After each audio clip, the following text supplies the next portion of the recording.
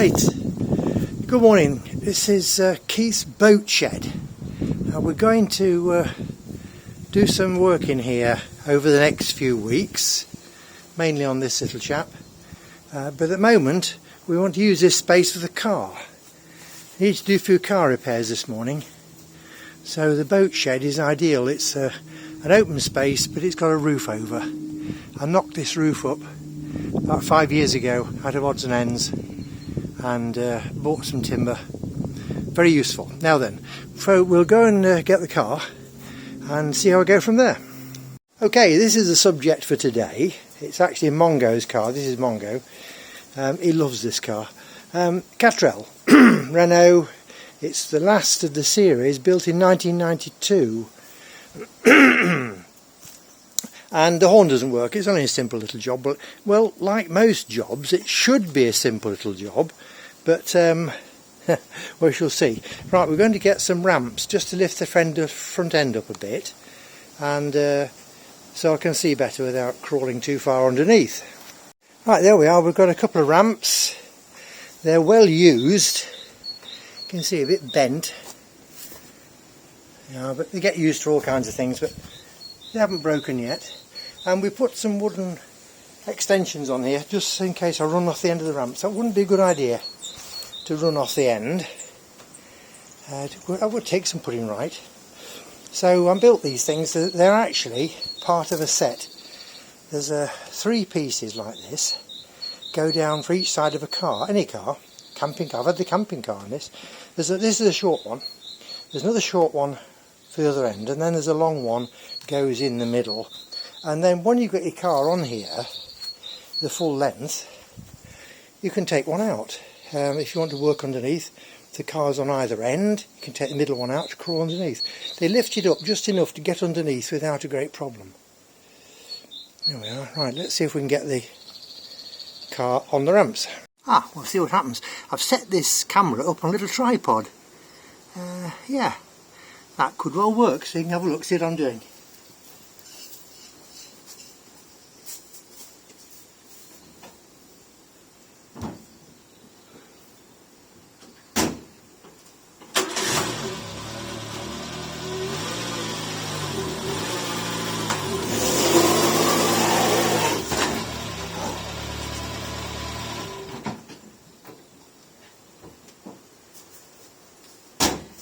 There we are, good job we arrived.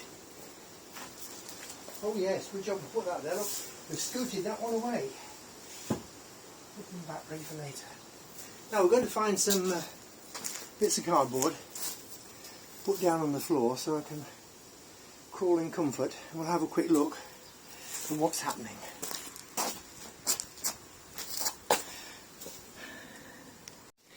Now I can see what's going on now. Alright, we've got the toolbox out. We'll put some cardboard down now. We don't run to concrete floors here. Even in the garage there isn't a concrete floor. It's too damned expensive. I'll show you what we've used in place of it later on another time, but it's this sand. The whole area is sandy because where we live, it's part of the old alluvial plain of the River Loire, and the river used to meander a lot until Henry II came along and had an idea for containing it so that people could cultivate the ground around. So it's sand all around here. Right, we'll have a look underneath, see what we've got. By the way, I've been messing around with cars like this for 60 years now, and last year I told the wife that I would stop crawling under cars because, well, there comes a time when you really find it difficult to get down there, but times like this, right, the hooter's not working, that's all. It's fine otherwise. And to go to the garage, you've got to book it in a week or so ahead, and just for a hooter, I want it working now. Of course, with regard to the road safety and everything, you need the hooter working. So let's have a look. It's happened before. It's it should be, the wire's probably dropped off or something like that. Here it is. There's the underneath. We've had problems with this. That's the gearbox, and that's the front mounting. We had a problem with that the other year when Ruth said there's a funny banging noise every time she changed gear, and that had all come adrift. It's a simple little thing. They're a marvellous little machine, and just here is the hooter. We're looking into the sun. What a daft place for a hooter. I think I shall have to put it upstairs in the engine bay if I can get it going. Because look at all the wet. There's wet and rain and sludge all around here. So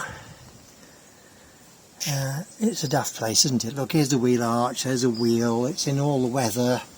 If I took the cable out, rerouted it and put it upstairs in the engine bay, of course then it wouldn't make so much noise, would it? No, well, we'll see.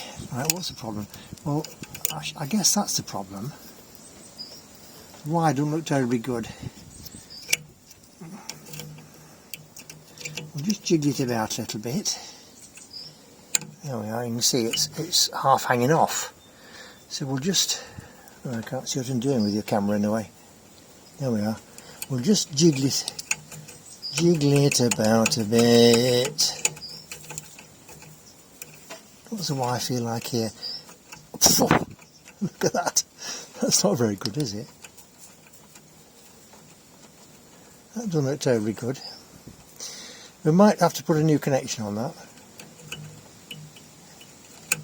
Jiggle that about a bit. Right, we'll go upstairs and see if it hoots now. Okay, we're upstairs. Engine compartment.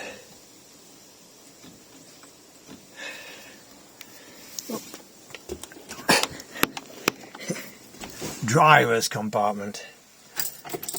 Ignition. Nothing there.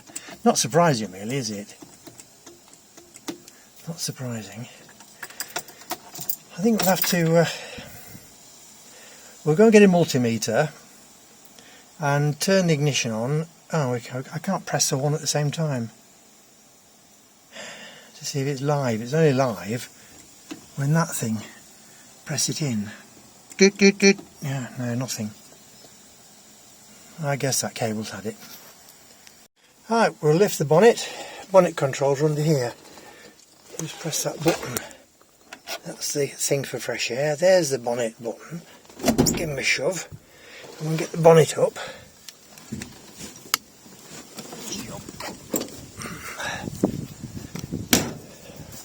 The bonnet stays the other side, so we'll go around the other side to prop it up.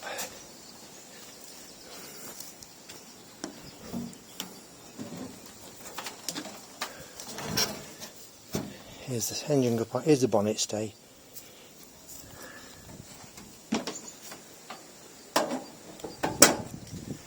It's in its hole. Right, here's the engine. We've just bit of cycle inner tube, we'll rescue that. That lives there, which is where the bonnet comes down, and it catches, do you see, it rubs on there. So a bit of inner tube on there just stops it rubbing. There's one on the other side as well, just in that groove. So there's the, it's only a tin thing, you know, it's very light. In England, of course, they're rotted away very quickly because of the salt. Here, there's very little salt and not much in most places. So they survive longer. Okay, I'm going to find something to take that wire off and find some wiring bits and bobs. The temperature's just dropped to about 5 degrees. It started raining. I've had to just go and help put the washing in, so we'll go and get these electrical bits out of the workshop. Into garage 1. This is the original garage when we first came here, and this was tacked onto the big shed. Look at that later. We've got Mirko in here. We bought Mirko 6-7 years ago. It's a 1985 190E 2 litre. Done quite a bit of work on it, but since COVID it hasn't been anywhere, and the battery is now on the tractor, so it's not going anywhere at the moment. Did all kinds of things to it. Ah, lovely MGB. Well, it's an ordinary MGB. It's been here. It first came here 20 years ago when we bought the house, and this was the car we were using when we came to France on that time and found the house. Subsequently, it got tin worm. Long story. Had lots and lots of problems trying to get it welded up. It's the sills basically that were the problem. Might as well tell you about it now because it's raining outside. Whoop. I built the ramp to put it on so I could work on it at a decent height. We got the sills welded. A smashing chap at Toynton near Spilsby welded the sills for us, and then it sat in the garage for ages and ages in England, and we eventually brought it here on a trailer and put it here to finish it off. I've virtually finished the brakes. It really needs new brake pipes putting in. I've got the pipes. I've done a bit of body work. They could do with some bottom parts of the doors, but at my age I'm really not going to do that. If I ever get it back on the road, it will be a marvel, but we shall see. It's basically solid. It's been wax oiled, and also it's got this anti-rust stuff inside everywhere. Inside the doors, all the door cards are off. I've had all the floor out. It's got new carpets in. It's all got anti-rust treatment inside. You know, the stuff you spray on to stop the rust. It's got that in it, and all underneath. I turn the engine over regularly. Obviously, as time goes on, there's going to be other things I need doing, but it's a GT. It hasn't got overdrive, so it's nothing really special. And I don't really know whether I'll be able to get in and out of it sufficiently well enough to enjoy it in the future, because of getting stiffer as you get older. We'll do a bit more about this later. We'll go and find these bits and bobs, electrical stuff now. Oh, this is the other part of the garage. This is garage number 2. I built this. This is the second version. The first one got taken away in a hurricane. This one's a bit better anchored to the ground, and it survived several very, very strong winds. Bit of boats at that end. We used to have my Escort there, and we sold that. And this is our number 1 car now. It's a Picasso, Grand Picasso, 2007. One owner. We've had it 2 years. It's due for its test, I think, in June. I do like this car. And that's the reason why I'm not doing so much under cars now, because it's the newest car we've had for years and years and years. Okay, let's go around here into the depths. There's my thing for warming us up in the winter. Right, this is where we keep the tools.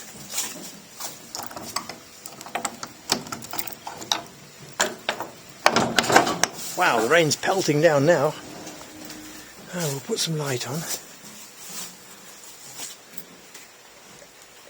There we are. So here we got bits and bobs, all spare parts and stuff. MG bits here, radiator. We've got the chrome bumpers somewhere hanging around. We're going to convert it. It was a rubber bumper. It's a 1975 rubber bumper, so we're going to convert that. All the bits are here, and filters, all kinds of bits and bobs here. Special tools, bigger sockets. Listen to that rain outside. And we've got parts here for different vehicles: camping car parts, traction trailer parts, Merc 190 parts, Peugeot 806. Well, we haven't got that now. It died on us. It was a smashing car, that. So we had to scrap it, unfortunately. Brake parts in here. We want electrical parts. Liquids, fluids, paints, bulbs over here, welding mask, welders are in the other shed, all kinds of sprays and things, brake fluids. Now the electrical bits, here we are. Here's my electrical box, connectors. Okay, we'll go out and find. Come on, go quiet way. Come on, quiet. Go and find the car. By golly, can you hear that? It's really weltering down now.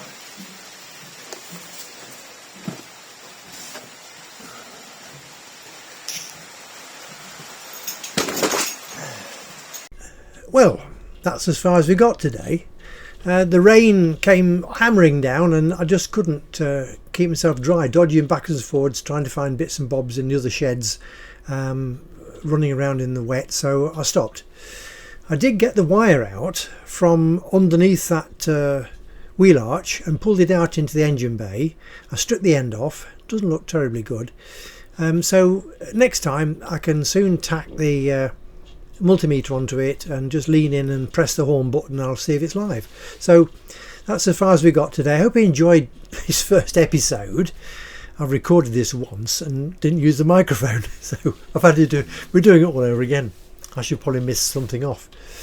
It's a new idea and I should have done this years ago, but of course all this technology wasn't there, and I've still got plenty of bits and bobs to work on in the garage, and although I'm not supposed to be crawling under cars, it won't all be crawling underneath.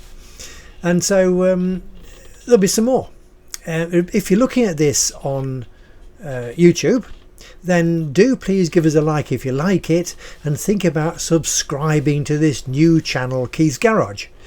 Then as soon as you and you must press that bell as well, remember, and as soon as we put something else on, YouTube will let you know straight away. So before we finish this, I'm going to tack on a picture of my mate Mongo in his other favourite car, which we subsequently sold. He hadn't had long to get used to it and enjoying it, and then we sold it. So we had too many. There's still 4, and plus my motorbike. I've got to do some work on that in a minute or two, well, day or two. So we shall get back to this Catrel in just a short while and finish off the hooter problem and show you how we fixed it. It isn't all quite by the book, and thank you for being with us. I think that's all for the moment. Oh yes, must tell you about a couple of the YouTube channels, Ben and Emily. They're a couple on a narrowboat. By golly, they are entertaining. They've just been to Portugal, but Ruth and I watch them every week. And the other one we watch is Living the Sky Life. I think they're really good. And the girl on that is extremely talented artist, she is. So there are lots of these very young people doing this, you know, so they're not many old codgers like me, so I do hope I can keep it entertaining. So in the meantime, thank you for being with us, and I'll switch you off. Goodbye.